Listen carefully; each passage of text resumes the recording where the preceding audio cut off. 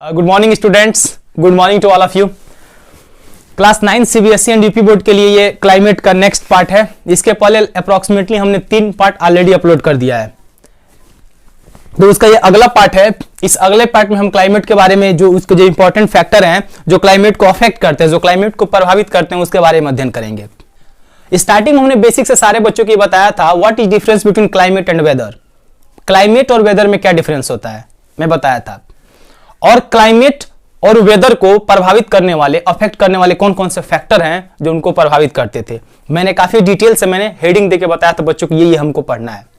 तो उस क्लाइमेट को अफेक्टेड करने वाले जो फैक्टर था उसमें हमने लैटिट्यूड के बारे में बात किया था। लैटिट्यूड क्या होता है गाइस? मैंने आपको बताया था लैटिट्यूड क्या होता है। मैंने बताया था बच्चों, अगर मान लीजिए इसे ग्लोब मान लेते हैं, पता नहीं दिखाई दे रहा है कि नहीं, एक बार मैं देख लेता हूं। हाँ, अगर इसे हम ग्लोब मान लेते हैं तो ग्लोब जो है इक्वेटर लाइन एक 0 डिग्री, फिर 23.5 डिग्री नॉर्थ में या 23.5 डिग्री साउथ में। अब इस इक्वेटर लाइन से नॉर्थ जाने में, इस इक्वेटर लाइन से नीचे साउथ जाने में टेम्परेचर का हमेशा डिक्रीजमेंट होता है, टेम्परेचर हमेशा घटता है। तो यानी इस इक्वेटर लाइन से ऊपर जितने भी कंट्री होंगे वो ठंडे में होंगे, और इस इक्वेटर लाइन से नीचे जितने भी होंगे वो भी ठंडे में होंगे। और नीचे से ऊपर जाए यानी नॉर्थ से साउथ से नॉर्थ जाए, फिर इधर नॉर्थ से साउथ है, तो इस वाले रेंज में गर्म टेम्परेचर वाले देश होंगे। तो यही होता है लैटिट्यूड, और इसी लाइन को लैटिट्यूड लाइन बोलते हैं। लैटिट्यूड जो वेस्ट से ईस्ट जो लाइन खींचा गया होता है पृथ्वी पे यानी ग्लोब पे, एक आर्टिफिशियल लाइन होता है, उसी को हम लैटिट्यूड बोलते हैं। तो किसी भी देश के क्लाइमेट और उसके वेदर को अफेक्ट करने में सबसे जो इंपॉर्टेंट कारक होता है वो होता है लैटिट्यूड, यानी उस देश की जो पोजीशन है, उस देश की जो स्थिति है, वो देश कहां स्थित है। जैसे हमारा इंडिया यहां पे स्थित है, तो हमारे देश में ठंडा भी होता है, गर्मी भी होता है, बरसात भी होता है। क्यों? क्योंकि हमारे देश में एक इंपॉर्टेंट जो क्लाइमेट पाई जाती है हमारे देश की, इसको बोलते हैं मानसूनी क्लाइमेट, यानी मानसून वाली जलवायु हमारे देश में पाई जाती है। इसी चैप्टर में हम पढ़ेंगे, काफी डिटेल से पढ़ेंगे, ठीक है। तो उसको हम पढ़ेंगे। तो ये वाला लैटिट्यूड सारे बच्चे समझ गए होंगे। आई होप सबको कमेंट बॉक्स में कमेंट करके बताएंगे, क्योंकि ये वीडियो मैंने रिकॉर्ड में कर रहा हूं, ठीक है। एल्टीट्यूड में अगेन रिवाइज कर दे रहा हूं गाइस। एल्टीट्यूड मतलब होता है ऊंचाई। जैसे पृथ्वी के तल से ऊंचाई बढ़ती जाती है, टेम्परेचर कम होते जाता है। और मैं बताया था 4000 मीटर ऊंचे जाने पे, अप्रोक्सीमेटली 4 किलोमीटर तल से लेयर से ऊपर जाने पे क्या होता है, टेम्परेचर में गिरावट होती है। और 4000 मीटर जाने पे वहां पे टेम्परेचर माइनस में हो जाता है, यानी 0 डिग्री हो जाता है। और उससे ऊपर और बढ़ोगे तो फ्रीजिंग पॉइंट हो जाता है, इंसान जमने लगता है। तो जाहिर सी बात है, धरती के लेयर से जितने ऊंचे बढ़ोगे तो टेम्परेचर क्या होगा, टेम्परेचर कम होगा। और टेम्परेचर कम होगा तो क्लाइमेट, ऑब्वियस सी बात है, क्लाइमेट ठंडा होगा।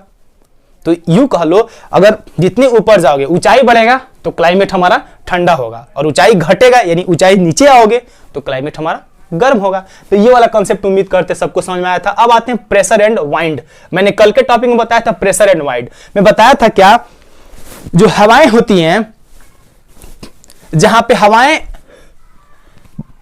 पे सूर्य किरणें काफी ज्यादा पड़ती हैं, सूर्य की किरणें काफी ज्यादा पड़ती हैं, काफी ज्यादा मात्रा में सूर्य किरणें पड़ती हैं, जो इक्वेटर लाइन होता है, तो यहाँ पे हवाएं ऊपर उठती हैं, हवाएं ऊपर उठ के भागती हैं, हवाएं ऊपर उठ के उस जगह जाती हैं जहां पे हवाएं बहुत मतलब क्या बोलते, यहाँ से हवाएं तेजी से उठती हैं और उस जगह जाती है जहां पे हवाओं का कम मतलब संकेंद्रण, यानी हवाएं जहां पे कम होती है। तो यहाँ पे एक वैक्यूम एरिया क्रिएट होता है, एक निर्वात वाला एरिया क्रिएट होता है। तो इस निर्वात खाली जगह को भरने के लिए, मतलब हाई प्रेशर से हवाएं, जहां पे प्रेशर, वाइंड का प्रेशर काफी ज्यादा हो, वहां से इसको कवर करती हैं, तो ये अगर जो ये वाले हवाएं जो हाई प्रेशर से लो प्रेशर इस एरिया को भरने के लिए जा रही हैं, तो अगर अपने रास्ते में अगर समुद्र मिल गई तो वहां से नमी लेके चली जाएगी, तो वो हवा ठंडा हो जाएगा। तो जहां जाएगा वहां पे क्या होगा, ठंडा मानसून कर देगा, ठंडा तापमान हो जाएगा। अगर वो हवाएं धूल भरी आंधियों के साथ गुजर, रेगिस्तान से होकर गुजर रहा है या बहुत गर्म प्रदेश से होकर गुजर रहा है, तो अपने साथ गर्मी लेके जाएगा। तो इस वाले रेंज में क्या होगा, गर्मी होगा। तो ये होता है प्रेशर एंड वाइंड। वाइंड का प्रेशर, वायु का दाब, निम्न वायु दाब होगा तो हवाएं वहां से ऊपर उठेंगी, लो प्रेशर वाइंड क्रिएट होगा तो हवाएं ऊपर उठेंगी, और उस हवाओं को भरने के लिए तेजी से, जहां पे वायु का जो प्रेशर ज्यादा होगा, उड़ के आएंगी, बह के तेजी से आएंगी। तो उनके रास्ते में अगर पानी मिल गया, मॉइस्चराइजेशन, नमी मिल गई, तो अपने साथ क्या, बारिश कराएंगी और उस एरिया के एनवायरमेंट को और क्लाइमेट को और वेदर को ठंडा कर देंगी। अगर रेगिस्तान से होकर जाती हैं तो अपने साथ बालू, रेगिस्तान, धूल भरी आंधी लेके जाएंगी, तो तमाम दिक्कतें पैदा करेंगी। तो ये होता था क्या, pressure and wind. Pressure and wind को भी मैंने स्टूडेंट्स में काफी डिटेल में सारे बच्चों को समझाया था, ठीक है। अब आते हैं नेक्स्ट टॉपिक क्या है, ओशनिक करेंट्स, ठीक है, अभी इसको मैं समझाऊंगा। ओशनिक करेंट्स, ओशियन वाला करंट, मैं कल वाले टॉपिक में बताया था, जो समुद्र की जो लहरें होती हैं, समुद्र की जो टाइड एंड वेव्स होती हैं, और समुद्र के तल पे यानी समुद्र का जो ऊपरी वाला लेयर होता है उस पे हवाएं बहुत तेजी से बहती हैं। तो समुद्र के ऊपर वाले लेयर को टच करके, समुद्र के ऊपर लेयर को टच करके तेजी से एक स्पीड में एक करंट बहता है, एक हवा का एक झोंका जाता है। तो अगर ठंडे समुद्री से वो निकलेंगे तो अपने साथ ठंडी चीजें लेके जाएंगे। अगर गर्म समुद्र का पानी गर्म है और वहां से गुजर रहा है तो उनके जो हवा होगा वो गर्म हो जाएगा, और जिस देश पे जाके टकराएगा, जिस देश के बीच के पास टकराएगा, वहां पे ठंडा अगर हवा लेके आ रहा है तो ठंडा वाला मौसम होगा, और गर्म हवा लेके आ रहा है तो गर्म मौसम होगा। तो इसको भी मैंने कल समझाया था, ठीक है। अब दो बच गया था इंपॉर्टेंट टॉपिक। एक है डिस्टेंस फ्रॉम द सी, समुद्र से किसी भी देश, किसी भी जगह की दूरी अगर समुद्र से है, समुद्र के काफी पास है, तो उसका जो एनवायरमेंट होगा, उसका जो क्लाइमेट होगा काफी मस्त होगा। तो ये एक टॉपिक है। और एक है direction of the mountain range, जो माउंटेन होते हैं, जो पर्वत होते हैं, उनकी दिशा कितना इंपॉर्टेंट फैक्टर होते हैं किसी भी क्लाइमेट को डिसाइड करने में। तो आज हम देखेंगे कैसे माउंटेन रेंज अगर एक सही दिशा में है तो कैसे वो क्लाइमेट के लिए बहुत अच्छा मतलब रोल प्ले करता है। अगर वही माउंटेन का जो रेंज है अगर वो बढ़िया दिशा में नहीं है, उसका जो दिशा है अपोजिट है, तो कैसे वो इंपॉर्टेंट रोल प्ले नहीं करेगा। तो इस वाले टॉपिक में हम दो लेके बात करेंगे। बाकी सब कुछ सही है स्टूडेंट्स, आवाज क्लियरिटी सब कुछ सही आ रही है। तो आज कहते हैं डिस्टेंस फ्रॉम द सी, समुद्र से दूरी। डिस्टेंस फ्रॉम द सी, समुद्र से दूरी। अगर किसी भी कंट्री की दूरी समुद्र के काफी पास है, समुद्र के काफी पास है, तो उसका टेम्परेचर कैसा होगा, और कोई भी कंट्री समुद्र से कितना दूर है उसका टेम्परेचर कैसा होगा। यही होता है क्लाइमेट और वेदर में डिस्टेंस फ्रॉम द सी से मतलब। अब देखो एक इंपॉर्टेंट कंसेप्ट समझ लो। इंपॉर्टेंट कंसेप्ट क्या है, जब सूर्य की किरणें, जब सन की रेज जब अर्थ पे पड़ती हैं तो अर्थ में दो चीज है, एक तो लैंड है, एक वाटर है। सूर्य की किरणें मोस्टली या तो लैंड पे पड़ेंगी या वाटर पे पड़ेंगी। तो जब लैंड पे पड़ती है तो लैंड बहुत जल्दी गर्म हो जाता है। देखना गर्मी के मौसम में कभी पैर टच करके, जमीन को टच करके पैर से देखना, गर्मी के मौसम में जो धरती होती है सबसे पहले गर्म होती है और पानी लेट से गर्म होता है। यानी सूर्य की किरणें एक तो धरती पे पड़ेंगी और दूसरा पानी पे पड़ेंगी, यानी समुद्र में पड़ेंगी, और दूसरा लैंड पे पड़ेंगी। तो लैंड जो होता है पानी की तुलना में, ओशियन की तुलना में, वाटर की तुलना में जो लैंड होता है जल्दी गर्म होता है, और शाम को जैसे सूर्य जाता है तुरंत ये ठंडा हो जाता है। सीधे इसके अपोजिट इसे कंपेयर करते हैं वाटर वाला। वाटर लेट से गर्म होता है और लेट से ठंडा होता है। वाटर लेट से गर्म होता है और वाटर लेट से ठंडा होता है। देख लेना, घर पे तुम एक पत्थर लेना, घर पे एक पत्थर का टुकड़ा क्या करना, गर्म करना, ठीक है। सेम टेम्परेचर पर, सेम अमाउंट ऑफ टाइम में टेम्परेचर पे रख के तुम पत्थर के टुकड़े को गर्म करना, और एक जगह एक बाउल में, एक बर्तन में लेके पानी गर्म करना, ठीक है। दोनों को सेम टाइम पे ऑन करना, सेम टाइम पे बंद करना, और 5 मिनट बाद दोनों को टच करना। एक बार पानी में उंगली लगाना और एक बार पत्थर को हाथ से छूना। देखना सबसे पहले पत्थर ठंडा हुआ होगा और पानी लेट से ठंडा होगा। सबसे पहले गर्म हुआ था पत्थर और सबसे पहले ठंडा हुआ पत्थर, और सबसे लेट से गर्म हुआ पानी और सबसे लेट तक गर्म रहा कौन, यानी सबसे लेट तक ठंडा या लेट तक गर्म रहा क्या, पानी। तो ये कंसेप्ट होता है, ये मेरा बनाया हुआ कंसेप्ट नहीं है, ये जियोलॉजिस्ट का कंसेप्ट है। तो अब देखो, जाहिर सी बात है जो समुद्र के किनारे जो देश होंगे, जो समुद्र के, जैसे मुंबई, गोवा, केरला, बेंगलुरु शायद बीच में है, बेंगलुरु छोड़ दो, तो गोवा, केरला, और ये तुम्हारे मलाबार तट, कोरोमंडल तट, लाइक आंध्र प्रदेश, ठीक है, ओडिशा, कोलकाता, ये समुद्र के किनारे बसे हुए सब सिटीज का मैंने नाम बताया। महाराष्ट्र समुद्र के किनारे और बहुत समुद्र के पास ही में है। तब ये बताओ बच्चों, अगर हम मान लेते हैं, चलो इस वाले मार्कर का इस्तेमाल करते हैं। अगर मान लो यहाँ पे मुंबई है, यहाँ पे मुंबई है, ठीक है, ये अपना मुंबई है, साउथ इंडिया वाला साइड में मुंबई है, और ये यहाँ पर अरेबियन सी है, अरबियन सी है, ठीक है। तो अरबियन सी पे जब सूर्य किरणें पड़ेंगी तो ये लेट से गर्म होंगी और लेट से ठंडा होंगी, और मुंबई पे सूर्य किरणें पड़ेंगी तो ये जल्दी गर्म हो जाएगा, जल्दी गर्म हो जाएगा। जैसे शाम को सूर्य ढलेगा तो ये ठंडा हो जाएगा। जब ठंडा हो जाएगा ये, तो जब ठंडा होगा तो यहाँ की जो हवाएं होंगी काफी सघन हो जाएंगी, काफी डेंस हो जाएंगी। तब यहाँ की हवाएं कहां आएंगी, समुद्र के किनारे, ठीक है। और जब ये गर्म होगा, यानी शाम को गर्म होगा, तो यहां के लो आएगा तो यहां से हवाएं आएंगी तो ठंडा फील होंगी, और जब सुबह के भोर में का टाइम होगा तो यहां से हवाएं अब जाके यहां पे क्या होगा, गर्म होगा, और यहां पे गर्म, यहां पे ठंडा होगा, तो यहां से हवाएं यहां पे जाएंगी। यानी सिंपल कह लो, कंसेप्ट थोड़ा सा कॉम्प्लिकेटेड लगा होगा लेकिन मैं समझा दे रहा हूं।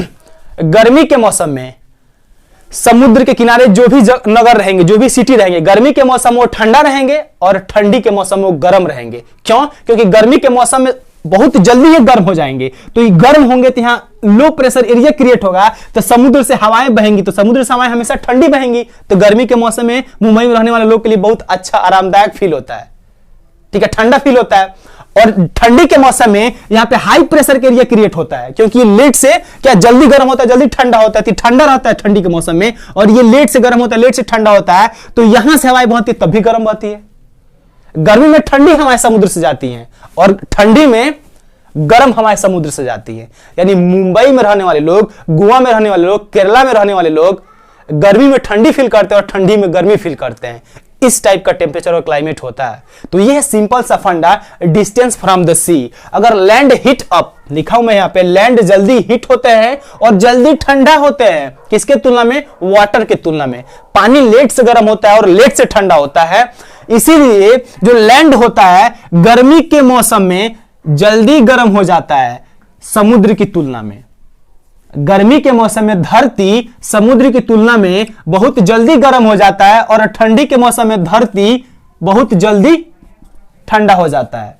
तो यहां से हवाएं बहती हैं, फिर यहां से हवाएं बहती हैं, हमेशा हवाएं समुद्र से लैंड की ओर जाती हैं, पानी से लैंड की ओर जाती हैं, तो गर्मी में ठंडा मौसम कर देती हैं और ठंडी में गर्म मौसम कर देती हैं। Therefore the sea are cool in summer. इसी कारण गर्मी के मौसम में समुद्र के पास जो शहर में लोग रहते हैं उनको ठंडा लगता है, और विंटर के सीजन में उनको गर्मी लगता है। पैसा वैसा बचा के रखे हो तो अभी जाओ मुंबई की टिकट कराओ, ठीक है, टिकट कटाओ, जाके देखो कितना मतलब सुनहरा कह सकते हो, गोल्डन टाइप का भी वहां पे एनवायरमेंट है, घूमने लायक। एकदम एक शर्ट पहनोगे, एक चादर भोर में ओढ़ोगे, थोड़ा सा ठंडा लगेगा, एक चादर पे काम बन जाएगा, एकदम जबरदस्त फीलिंग आएगा। महंगा है लेकिन जबरदस्त है। तुमको अभी विंटर में तुमको वहां पे गर्मी मिलेगा, और तुमको गर्मी के मौसम में जाओगे तो वहां पे तुमको ठंडी मिलेगी। One of the best city, इसलिए तो फिल्मों की नगरी है। सारे स्टार, सारे बड़े बड़े लोग मुंबई ही तो रहते हैं, क्यों नहीं उत्तर प्रदेश के दिल्ली में रहते हैं, लखनऊ में रहते हैं, पॉल्यूटेड, और गर्मी में गर्मी और ठंडी में दबा के ठंडी, और बारिश में एकदम लबालब पानी से भरा पड़ा रहता है। तो ये सब कंसेप्ट है, ये 9th में डाला गया और ये है यूपीएससी का सिलेबस, ठीक है। तो ये हो गया क्या, डिस्टेंस फ्रॉम द सी। उम्मीद करते हैं बच्चों ये समझ में आया होगा। मैं हट जा रहा हूं, स्क्रीनशॉट किसी को लेना हो तो ले लेगा, हो सकता है आगे में मिटाने की जरूरत पड़े, ठीक है। अब आते हैं students, distance, direction of the mountain range, direction of the mountain range. अब मैं इसे स्वाइप कर दे रहा हूं, सारे बच्चे ले लिए होंगे स्क्रीनशॉट। मैं इस वाले पार्ट को मैं मिटा देता हूं, और मैं पहले ही बोल दिया था हटूंगा, या वीडियो को पॉज करके स्टार्टिंग में तुम लोग स्क्रीनशॉट लेकर अगर लिखना हो तो लिख लेना, या अगर कोई बुक से नोट्स बना रहा है तो सो बेटर, और बेटर है, या इसे समरी फॉर्म में लिखना चाहता है तो समरी फॉर्म में भी लिख सकता है, और बेटर है, ठीक है। It's depend on you that how you take it, कैसे तुम इसे लेते हो, तुम्हारे हाथ में, ठीक है। अब आगे बढ़ते हैं, ये लास्ट इसका टॉपिक होने वाला है, और इसके बाद से जो इंपॉर्टेंट जो अफेक्टेड जो फैक्टर होने वाले हैं, जो क्लाइमेट को प्रभावित करते हैं, अफेक्ट करते हैं, वो खत्म हो जाएगा। इसके बाद हम पढ़ेंगे भारत के क्लाइमेट कैसा है। बार बार मैं कह रहा हूं, भारत दुनिया के एकमात्र ऐसा देश है जहां पे जाड़ा, गर्मी और बरसात अलग अलग टाइम पे मिलता है, और एक टाइम पे भी जाड़ा, एक टाइम पे ही गर्मी, एक टाइम पे बरसात ही मिलता है। जैसे ठंडी का मौसम है, गर्मी का जिंदगी जीना है, अभी मैं तुरंत बोल रहा हूं, आज कितना डेट है, आज मान लो 18 तारीख है, 18 तारीख में तुम जी रहे हो, अगर तुमको गर्मी का मौसम चाहिए आज अभी, तुरंत फ्लाइट बुक करो, जाओ मुंबई, जाओ गोवा, अभी गर्मी फील होगा।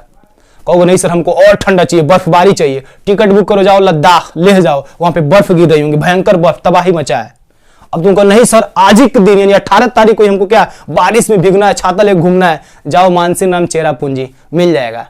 अब तुम कहो सर नहीं हमको ना ज्यादा गर्मी चाहिए ना ज्यादा ठंडी चाहिए, तो जाओ गोवा में, जाओ महाराष्ट्र के मुंबई में जाओ, सारे के सारे चेन्नई में चले जाओ, सारे के सारे आंध्र प्रदेश की राजधानी तुम उधर जो है क्या बोलते हैं हैदराबाद, या जो अमरावती बने वहां पे चले जाओ, जबरदस्त। इसीलिए इंडिया जो है डाइवर्सिटी इन यूनिटी, विविधताओं में एकता का देश है, और यहाँ पे हर चीज अलग है। लोगों से लेके रहन सहन, खान पान, बोली भाषा, हर चीज अलग है। और हर चीज एक दिन में हमारे देश में पॉसिबल है। हर मौसम, हर तरह के लोग, कलरफुल लोग, अच्छे लोग, गोरे लोग, सावले लोग, मोटे लोग, नाटे लोग, सारे लोग हमें मिलेंगे। अलग अलग डिश, अलग अलग कपड़े, अलग अलग काइंड। इसीलिए बोला जाता है India is one of the unique country in the world. दुनिया का सबसे बेहतरीन देशों में से एक देश है India. So we feel proud to be an Indian. समझे? अब आते हैं क्या, डायरेक्शन ऑफ माउंटेन रेंज। अब देखो, मैंने ऐसा बेसिक सा मैं कंसेप्ट बताया था बच्चों को, क्या थोड़ा सा मैप बना देता हूं। मैप थोड़ा सा गड़बड़ है लेकिन कोई नहीं, इग्नोर करना।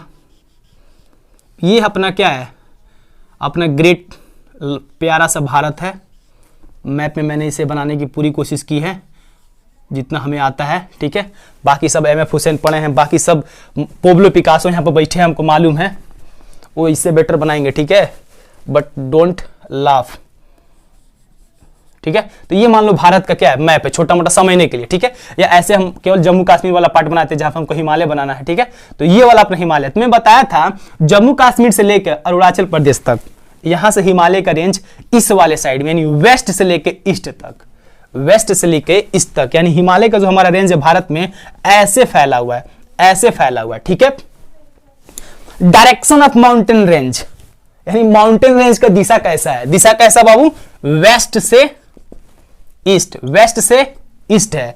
ये बताओ, हवाएं ऐसे आती हैं ऊपर से, ऊपर से एकदम ऐसे आती हैं, जैसे हमारा ये जो ग्लोब बनाए थे एक बार समझ लो, ग्लोब जो है, तो हवाएं हमेशा ऐसे आती हैं, हमेशा आती हैं, थोड़ा सा दाएं बाएं घूम जाती हैं, नॉर्थ में क्लॉकवाइज, साउथ में एंटी क्लॉकवाइज, थोड़ा सा घूम जाती हैं। तो जब हवाएं ऐसे आएंगी, जैसे यहाँ पे आती कहती हैं हवाएं, मान लो मंगोलिया से हवाएं चल रही हैं, चाइना से हवाएं चल रही हैं, काफी ठंड भरी हवाएं, कड़ाके की ठंडी लेके अपने साथ बर्फ लेके चलती आ रही हैं, सोच रहे थे हम भारत को तबाह कर देंगे, भारत के लोग को बर्बाद कर देंगे।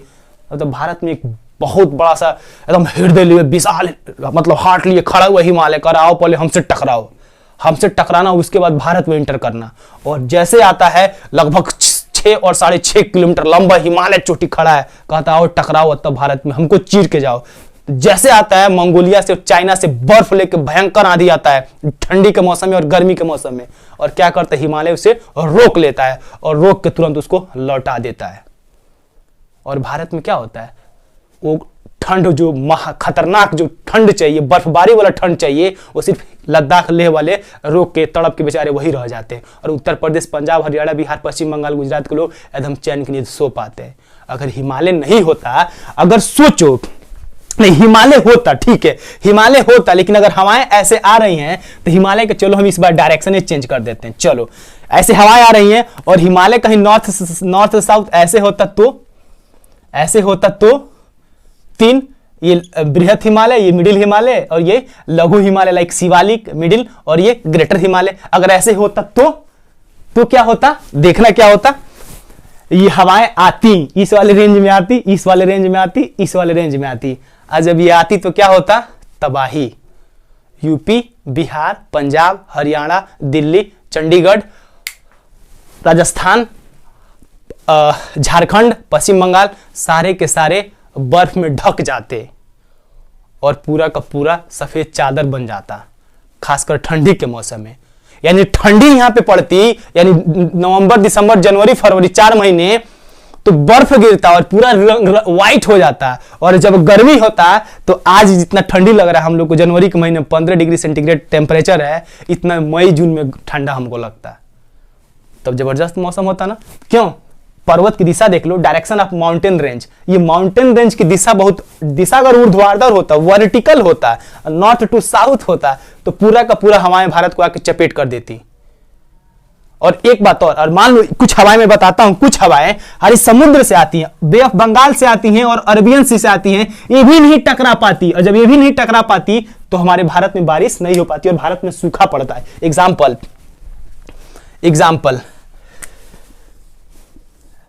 3 हिमालय हमारे वेस्ट से ईस्ट हैं, वेस्ट से ईस्ट हैं। तो अब क्या होता है कि उधर से नॉर्थ से आने वाली, मंगोलिया से आने वाली, चाइना से आने वाली हवाओं को तो इन्होंने रोक दिया, लेकिन जब ये हमारे यहां से बे ऑफ बंगाल से और अरेबियन सी से जब ठंडी हवाएं जब अपने साथ पानी लेके इसे काफी ऊपर से 5-6 किलोमीटर ऊपर से उड़ के जाती हैं, तो 5-6 किलोमीटर ऊपर आके यहाँ पे हिमालय पे टकरा जाती हैं 1 जून को, 2 जून को, और पूरे जून और जुलाई में ये हवाएं जाकर टकरा जाती है कहां पे, हिमालय पे जाके पूरे के पूरे टकरा जाती है, कोलैप्स करती हैं, और पूरे के पूरे टकरा के उत्तर प्रदेश, बिहार, झारखंड, पश्चिम बंगाल, पंजाब, हरियाणा में जबरदस्त झमाझम बारिश होता है। कहते हैं मानसून का आगमन हो गया, अब लोग रोपा करना स्टार्ट कर देते हैं। किस मौसम में? इसी मौसम में।